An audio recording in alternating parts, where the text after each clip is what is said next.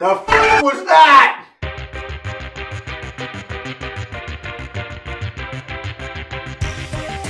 Hey Joe. Hey Nick.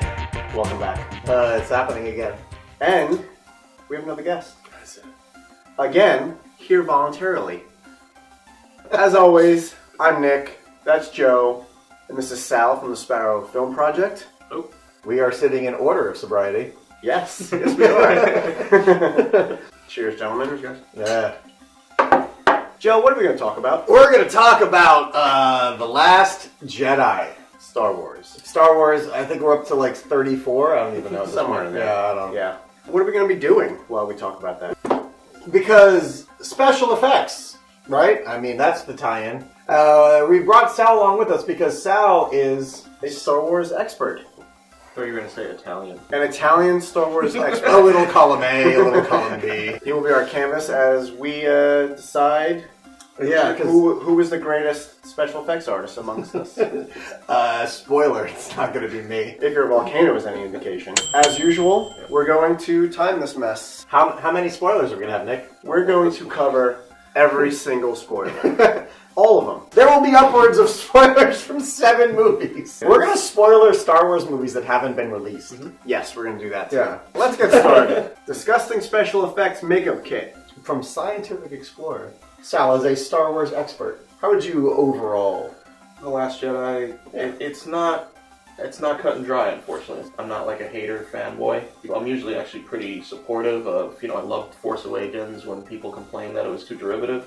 And I was into Rian Johnson as a filmmaker. When Mark Hamill said that he disagreed with what Rian Johnson was doing with Luke, I was like, Mark Hamill is a curmudgeon and he's old school. I could see what Mark Hamill's point was. Mark Hamill has since said that now that he's seen the film, he understands what he did. I'm glad we didn't just do another master training of Padawan, but I'm glad that there was some contrast there. Mark Hamill is a pretty honest guy, and he's been going to cons since time before Star Wars. Since there was such thing as a con. I should have underestimated his opinion to begin with. Mark Hamill knows what he's talking about. All right, Nick. Well, as you know, only a Sith deals in absolutes. As I mentioned, I'm easily entertained, and it's an entertaining movie. Start to finish, it's beautifully shot. The most beautifully shot Star Wars film by far. It is. Yeah, visually stunning. Visually stunning! But this time, it's backed up with a decent story. Didn't blow my mind, but it was a decent, solid story. I would call it a mixed bag of a film. As a very good friend of mine said, for a movie that's about the Force, which should be balanced, it's a very unbalanced film. And I think they could have done a lot better things with what they had. I think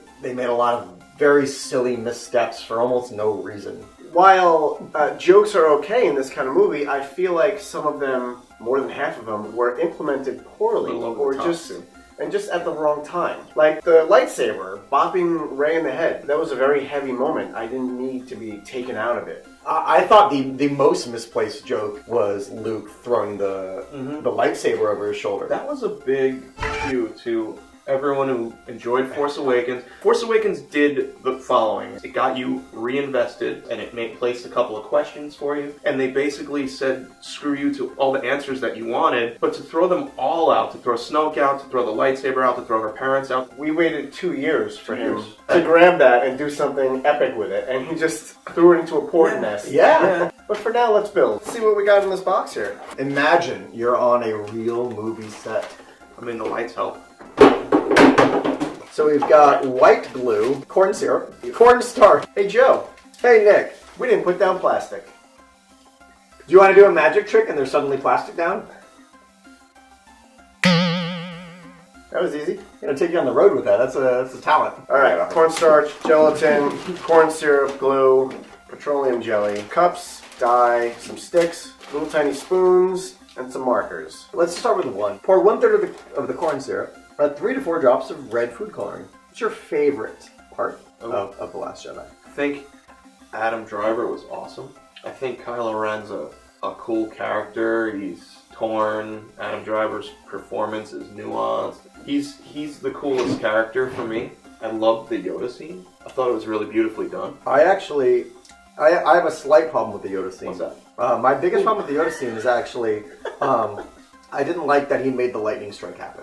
Okay. For me, that was a really big problem because that's setting up in precedent in canon. All dead Jedis can control and manifest the physical world. It's basically saying all Jedi are gods. Why didn't Obi-Wan come back and kill Vader? But they never explained that if you strike me down, I'll come back more powerful than you possibly imagine. Like, they never actually addressed that until maybe now. I loved Yoda coming back. I loved him teaching Luke, like, another final lesson that he didn't realize. I love that I'm already a drunken mess as a human being. He did that too. I did the same exact thing. We're on par so far. Yeah.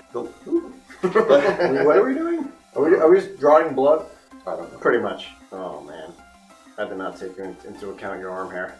So let's move on to, now that we've finished with the blood, I think you might have done better, Joe. I'm going to give you that round. Yeah, don't get used to it, though. So what are we talking about? We're talking about activity number 2. All dried up. Oh, yeah. Quick question. That will lead to a big question. Who is Snoke?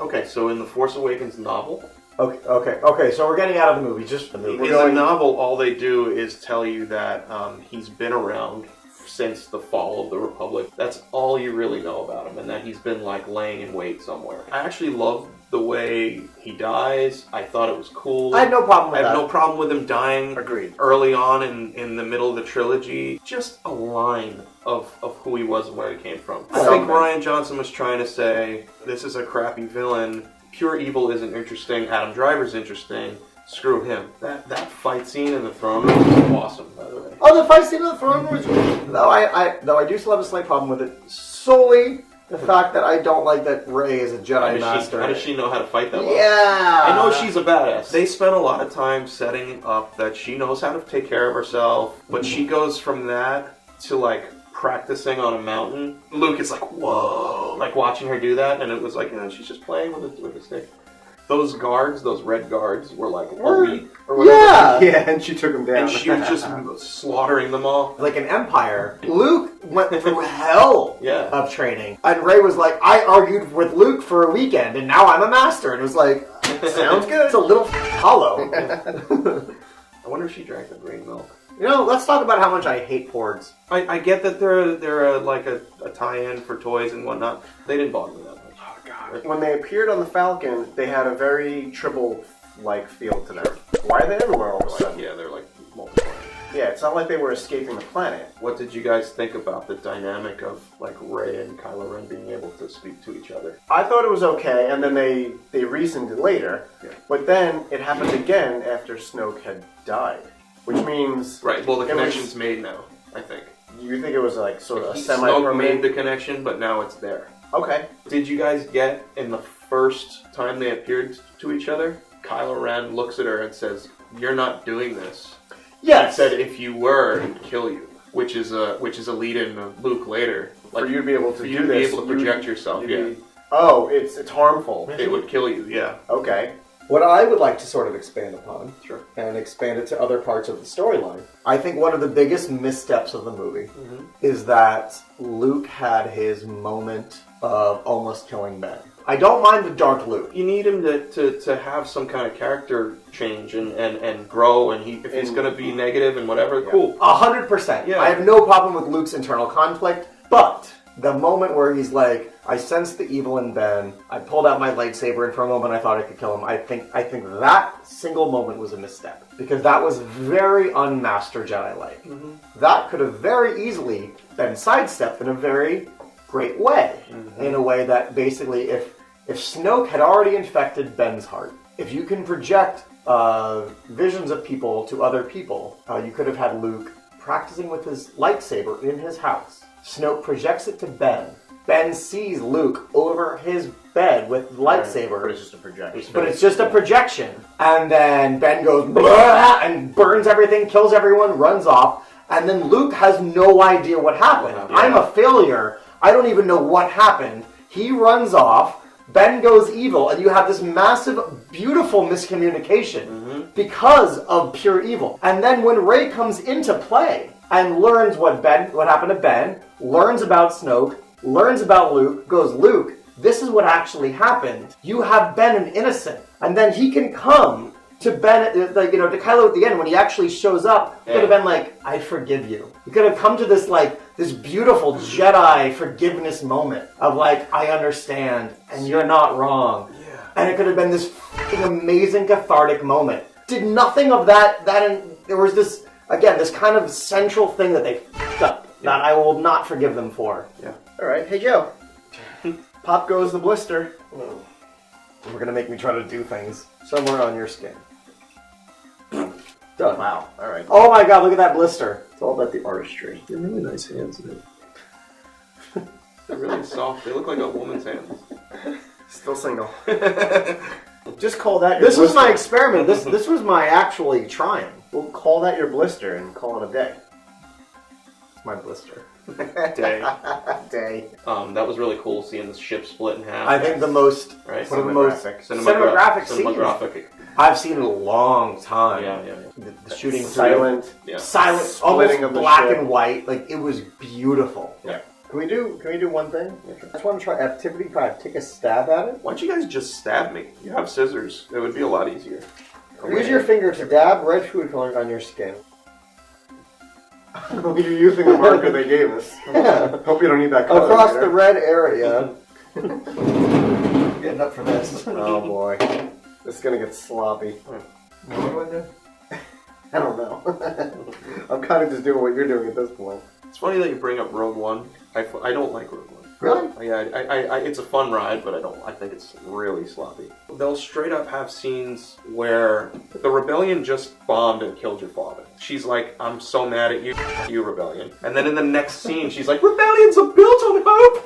And she's trying to get them all to fight for the rebellion. It doesn't make sense. No, it's dumb. Sculpting. What am I doing? Joe, how did you feel about Mary Poppins Leia flying through the space? I actually, it like bothered me, but it didn't really bother me. Alright, so, Joe, I'd say we're both doing a horrible job. You'd almost say I don't know what I'm doing. So far, it's a draw, I'd say. So far. So far. So Mary Poppins Leia. That was a complicated scene because I don't like the way that it was shot. I don't mind the idea behind it. Same. Conceptually, fine. Like we've all known that Leia is force strong. She might not be like force, like deep. But she's one with the force. Force deep. She's force strong, maybe not force deep. Is that like a Padawan level? Like when you reach force deep? I wasn't mad with the idea. Me neither. I was mad with the execution. Yeah, it was Like her whole body was stiff and she only had like one joint here. Like she was some low budget action figure. I need to go that way, and that's all she did. The other real silly thing I thought that took me out of it too, it felt like a prequel scene when BB-8 was piloting the walker. It felt like really stupid. It was similar to the Jar Jar scene of like the thing stuck to his leg and Exactly. like, oh, good Wow, things happened by accident. Very hard to be like, why are campy But is things there happening? such thing as too campy? For me, all camp is garbage. So the moment there's any camp, I'm like, I'm against it. You did see the short film we made together, right? Be sure to watch the Gnomen. No, but like that's my point is that like all of Star Wars is campy. Sure. So to draw the line of what is too campy and what is not campy enough gets debatable. It's turned into a mess. I don't know what this is anymore. Ah! Oh no! Oh no! Oh no! No, so Yeah. It's better. There he is. Yeah. cyberspace tracking. Not only was it a garbage point, the fact that Poe was like, no, we can't tell the Admiral. It was kind of stupid because even if the plan failed, which it did, but if they knew that only one ship could track the other ships, then the other ships, they could have just hyperspaced out. Yeah. The fact that Poe didn't tell them, that was like far treason. Deep treason. Even getting past that, it's just like, they made him into almost evil. Like, he caused more damage in the movie than he actually caused. Like, oh, they got one dreadnought. Like, glad he stopped a ship that only existed for him to defeat. Hey Joe, Activity 6, black and blue. That's a nice bruise. That actually looks like a bruise. I'm working on it. Actually, that is really Yeah, you gotta rub it in there and it's good. Work on your own, Oh, buddy. good. Make a bruise. I've spent an hour and a half Touching Sal. What am I doing? Make a bruise. How do I do that? With the pencils. I'm happy with those two. I mean, it does kind of look realistic. I don't know what kind of injury that is, but it's brutal. It's like there's a pen in my arm. Well, then I guess I did it right. I did it! What's on your mind, Sal? What else you got for us? Luke Skywalker dying is something that should maybe happen in the next movie. It should happen, no doubt. It shouldn't have happened. It felt weak and stupid and dumb. Again, script writing 101. He did probably the coolest thing anyone's ever done in Star Wars. That realization that he was just there projecting himself gave me the chills. Yeah. Little nerd sweats. Yeah. When he's there on the planet, you think he's there. You're like, wow, he's gonna stand down the whole army. Holy shit, Luke might die here.